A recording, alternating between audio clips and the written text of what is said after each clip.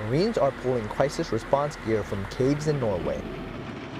So we have what are called pre-position gear both in caves and on ships, and it allows forces from the United States to come out and fall in on gear that is already forward deployed versus bringing all that gear with us.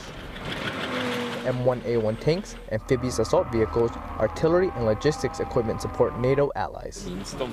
So any gear that is already forward deployed both reduces cost and speeds up our ability to support operations in crisis. So we're able to fall in on gear that is basically ready to go and respond to whatever that crisis may be. It always takes time to deploy forces to a certain area.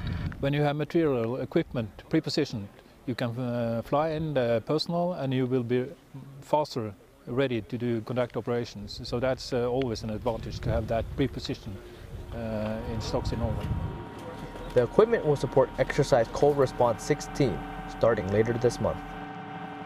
We fit easily together when we are operating. The last 10-15 years we have been operating together in Afghanistan, other places, and when you move to Norway we will always operate in 3 dimensions because we have a long coastline, we have land territory and the air, and that's the US Marine Corps basically.